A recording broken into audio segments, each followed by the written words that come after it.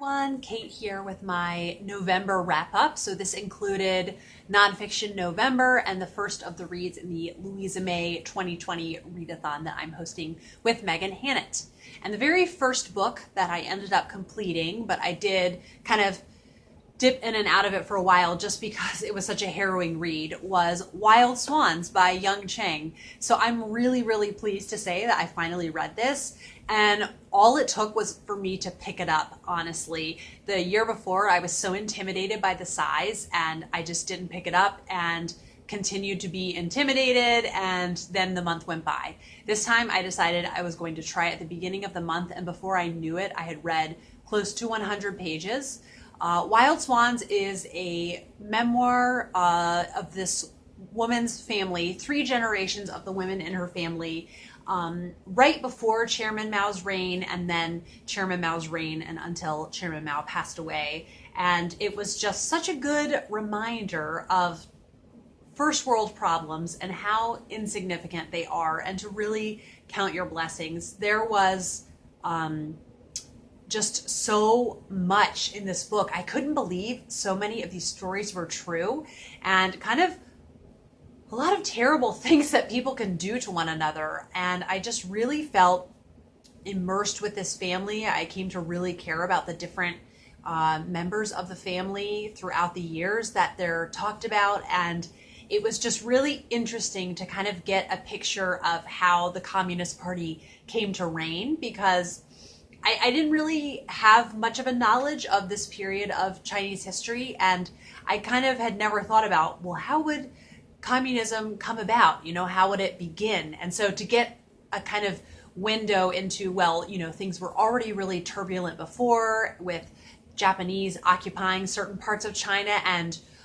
really violent troops. And so then in comparison, the communists at first looked a lot better and looked like they were going to run things a lot better. So it was just really eye-opening to read that and to see kind of how certain groups can come into power just from a certain order of events that happen. I also thought it was really interesting to see kind of this clash between the new Communist Party, which says there's no class for anyone, which then they're making classes of their own, because then you get blacklisted if your parents used to be, considered in a wealthy level of society. So it's just a new kind of class system, and just the hypocrisy there. And so seeing that, but then also kind of mixed with the traditional superstitions that would be there. So certain people not being allowed to have all of the rights as others because of things in their past, and also just this real heavy concern for constantly putting on a good appearance and not having anything that could be construed as negative against you. It just seems like a way to go crazy, honestly. I can't imagine, just you don't want to step a toe out of line. And it was just a really harrowing experience. There were parts that I read that I kind of felt sick to my stomach. And during the Great Leap Forward, which was the years where Chairman Mao decided we're going to double our steel production. So all of the people that are farmers, you're going to come and you're going to work on steel, and we're just not going to worry that we'll have less food. And so it was really terrible to read about people starving to death, and the things that they would do when they were that desperate. And I think it's easy to kind of say to be judgmental about it and to say you would never do something like that. But I have never been in a position where I was starving to death. I just can't imagine just the horrific things. So some of the things that happened during that, like I said, I did feel really sick to my stomach, and I thought, I need to step away for today. But I think it's a really important read, and it's just so interesting. And I did, honestly, the day after I read it, I came downstairs that morning and I saw the book sitting on the table, and I just had a big cry. Like, it had been kind of simmering, and then I saw it again, and it just hit me, everything that I had read through, and that this amazing author has decided to share with the world. And she's still writing books today. I think one by Young Chang came out in November or maybe October. And I really want to read that now because I really appreciated her writing style. But what made it really sad for me finishing is that how much better are things now for citizens? Probably, less people are starving to death. Yes. And it's less likely that there were so many instances in this where people would accidentally do something that was construed as disrespect to Chairman Mao, and then they would just kind of disappear. So somebody accidentally left like a newspaper with a picture of Chairman Mao out, and it was either eaten by rats or something, so that it got distorted, and so then people said that they were bringing shame to Chairman Mao, and good things and bad things happened to them because of that. So I think it's not quite, the paranoia isn't there, but I know religious freedom definitely is not there. There are Muslims that are in re-education camps, and there are Christians who are having their churches raided regularly, depending on the part of China that you live in. So it's just really, really upsetting to read it. And, it's not like you can think, oh, wow, well, at least it's, all over now. Some of it is Chairman Mao isn't reigning anymore, but things aren't looking so good. So yeah, it was a really, really important read. And I'm really glad that I did it and I made time for it. Next, I read Honey for a Woman's Heart, Growing Your World Through Reading Great Books. This is a very short book, and it's just a book about books. A woman who has, I think, fairly similar taste to me, and kind of these, I just think I have found so many hidden gems from reading this. And the book took me so long to read because I kept pausing to write them all down. I wrote down, I think, close to 200 titles, so it's just way too many to list in a video. I do recommend seeing if your library has this book, and if not, you could find a used copy for probably under $10. And it was just so full of book after book after book. And what I loved about it too is it had so many genres. First, she just had classics, but she also had science fiction. She had Westerns, historical fiction, mysteries, and so much nonfiction, memoirs, and a whole chapter dedicated to Christian literature. And I just really am feeling really revved up for reading after reading that. So I've just made a whole list of Honey for a Woman's Heart books that I want to read, and slowly but surely, I'll be picking those up. I just really think a lot of them are going to be these hidden gems that I'm hoping are this sweet spot of being fairly approachable to read, but also being really memorable and just really great, wonderful literature. So yeah, I'm very, very much excited to delve into the books that were in that list. The next book that I completed was Eden's Outcast, the story of Louisa May Alcott and her father. And this was by John Madison. It won the Pulitzer Prize, and I will link down below my 30-minute review video. I really did not try to make it that long. I was going through as quickly as I could, but there was so much to address. I loved this book, and it was the best possible way I think we could have started out Louisa May 2020. It just had me so excited to read Louisa's books, and I have so much respect and admiration for her after reading it. So I definitely recommend, if you're interested to hear my thoughts, to watch that video that I will link. And the next book that I read in preparation for Little Women in December was Pilgrim's Progress by John Bunyan. I had read bits and pieces as a kid, but I don't know if I ever actually completed it. But I decided to read it with Peter. I was wondering if it would be a little bit over his head, but the edition that is pictured, that's the one that I read, and I was surprised at how engaged he was. We both had so much fun. There were several chapters that I was like, okay, this is really hard hitting, where it's a novel. It's like a theological discussion masked as a novel. And those parts I didn't really appreciate, but all of the action and finding out what was going to happen to Christian, I thought was really engaging. And I just love the symbolism in it, and kind of showing that you should really have your spiritual eyes open to see, what you should be taught in each day, and to not take things lightly. And it just really showed the importance of your walk. And I really, really enjoyed it. I was pleasantly surprised at how much I enjoyed Pilgrim's Progress. Then I read The Pursuit of God by A.W. Tozer, and this was an incredibly rewarding and encouraging and challenging read.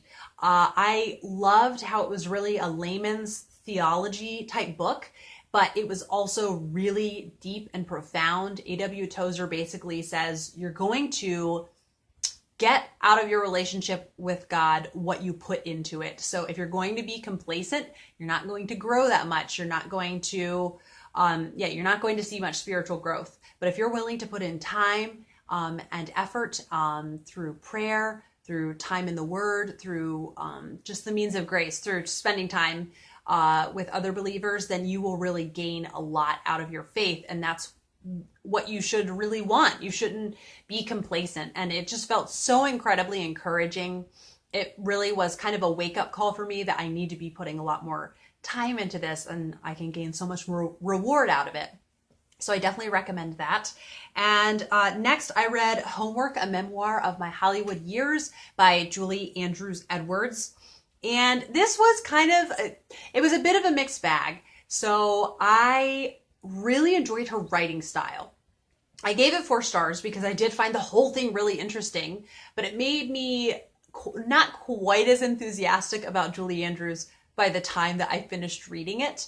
And basically, it was a little bit tone deaf at places. So she's talking about, one of the big trials that she had was they had a yacht, and then financially they weren't doing as well. So they had to give up the yacht, and what a struggle that was. And I was like, all right, that's very much a rich people problem. Not like I begrudge the fact that people own yachts, but it just, the way she wrote it, it came across a little tone deaf, oh, what a struggle that you had to get rid of your yacht. And also I was really not, I feel like we are not on the same wavelength as far as parenting goes. She gave up her first marriage for her career, which I didn't really agree with. Her first husband, it's not even like they were fighting a lot. It was just their careers pulled them apart. And he was in New York doing a lot of work because he did set design. And I was like, well, why couldn't you just go to New York and do work? You could have had work there. And then also what I really struggled with was kind of this really unstable, chaotic childhood that she gave to her children by moving all the time to film. They would have 1 year when she was doing a film or a project and they would live in London. And then another year they would come back and live in California. And then they would go stay in Switzerland for a while. And I just don't think it was really kind of a nice childhood to have. I would be really upset if my parents had moved me around that much, and the kids are constantly having to change schools. So just my personal life aesthetic, it was kind of lost on me, all the moving around for a job. So I'm just not the right candidate maybe to really just be all about the Hollywood career. And also, I know also just a lot of Hollywood doesn't appeal to me. And with all of the scandals that have come out of Hollywood, a lot of the people in Hollywood are people that don't appeal to me. And so reading about their time in Hollywood, the people that they knew, it was really I just have had no desire ever to live there. It just seems like an incredibly materialistic type place to live in. And so, so really, I loved her writing style. I found it really engaging. It was very interesting. So those are my thoughts on Homework. And then, okay, a new author I am incredibly excited about, and that is Rumer Godden. So I heard about her from my grandmother, who I also heard about Mary Stewart from. So I trust when my grandmother recommends an author, I look this author up. And Rumer Godden is kind of a modern classic author. I think she lived some of her childhood in India and then lived in England when she was an older child, and wrote, I think the 50s to the 80s, maybe. I might have the range wrong, but I read In This House of Breed, and it was such a unique reading experience. It was a very incredibly quiet book about a group of nuns that live in a monastery, which that's something I found out from the book. Apparently, nuns can live in monasteries. A convent is a term that's used for a temporary place where they're living, apparently. So anyhow, and in the very beginning, the mother abbess or the abbess, passes away. And she tries to give this deathbed confession of something she wants to tell them. And then about like 150 pages are the lead up to them figuring out what she was trying to confess. And it's just incredibly quiet. You're just spending time in the lives of these nuns and just seeing their day-to-day life and the idiosyncrasies about their personalities and the different conflicts that they might have with other members of the monastery. And it was just so, it was really, when I was there, when I was reading, it was really challenging to read, but I feel that it's really resonated with me. So it's some reading that will really stay with me. And then the book ends with Vatican II happening. So different policies are going to be changing in the monastery, and it just, Vatican II was kind of a big deal. So yeah, it's just this window into this time at this monastery. If you like quiet, modern classic novels, I definitely recommend you try this out. I wanted to wrap up an episode of Sparrows because I picked up another Rumor Garden like right after finishing after finishing In This House of Breed, but I still have around 20 pages left because I found I can't rush her books. I don't like to rush them. And In This House of Breed was close to 500 pages, whereas an episode of Sparrows is only like 240, but still I found I don't want to rush it. So I'll give my full thoughts on an episode of Sparrows in my December wrap-up. The next one that I read was a really fun, unexpected delight, and that was Pippi Longstocking by Astrid Lindgren. And I had watched the Swedish film dubbed a ton as a child, but for some reason never thought of reading the book. And then Peter and I finished Pilgrim's Progress, and I wanted something before we started like Christmas chapter books because I want to do Christmas read alouds. And Pippi Longstocking is very short, and I loved it. I absolutely loved it so much. She is such a fun character. She's so larger than life. She has superhuman strength. Like she can just pick up her horse when she wants him to move and move him to wherever she wants him to be. And she was spunky. I love too, she had this naivety about her. Like she's living all on her own. She's taking care of herself, and she doesn't go to school. And so she's all jealous of her friends, these two neighbor children that she becomes friends with, because they have Christmas break and she won't have Christmas break. It will just be her normal life. So she wants to go to school so then she can have Christmas break. And what I love too is I think, much as I love what Anne Shirley does when her red hair is commented on, I might have enjoyed more what Pippi Longstocking did when her red hair was commented on. I very much appreciated it and was not expecting what happened. So I just want everyone to be able to revel in it when they read it, so I won't give any spoilers for that. And then lastly, I read A Place of Healing, Wrestling with the Mysteries of Suffering, Pain, and God's Sovereignty by Johnny Erickson Tada. I can't recommend this book enough. It is just really so incredibly encouraging to read a book from someone not who has been through suffering, but who is currently going through suffering. And to be in the thick of it and to still be seeing the eternal perspective is just amazing and such an encouragement. And one of the things that she said that so resonated with me was that, you know, our life is a mosaic that stretches into eternity. And so we are only seeing this little piece of our life, and we are not seeing the big picture and what is there for us in the future. And so we need to know that we don't know what's there for us in the future, and we just need to trust in the meanwhile. I really, really recommend this book. It was so encouraging. The writing style wasn't anything to blow me away, but I found it so encouraging that I gave it 4 stars. And then I realized I had one more book, and that was Sanctuary of the Soul, A Journey into Meditative Prayer by Richard J. Foster. So I was going to use a Hoopla checkout on the Sally Clarkson book that I talked about, but then just reading The Pursuit of God by A.W. Tozer, I was wanting to read more about prayer. And then in Honey for a Woman's Heart, actually, Sanctuary of the Soul was recommended. And it was an incredible work. He is a Quaker, which the only experience I have like reading Quaker theology is in Christie by Catherine Marshall, but Alice Henderson is the most amazing character and the most like wise woman. And I thought, I want to know more about Quakers after reading about her. And so I wasn't really all that surprised by the content that was in this, but it was really encouraging and kind of along the lines of the pursuit of God. It's kind of you get what you give. And you can have a really, truly rewarding and enlivening faith if you put time and effort and thought into it, if you are willing to give time. So it was really, really encouraging and challenging. There were some of the things that I thought he was a little too kind of aloof, where spending time alone is kind of a luxury. And so I don't think it should have to be a necessity to have a rewarding faith. And so that I kind of thought, well, you're obviously like, you're not taking care of small children. And you have the freedom to just kind of go off for a day on a hike if you want to. But overall, I found it really, really wonderful and definitely very challenging. And I want to just think on a lot that was in that book.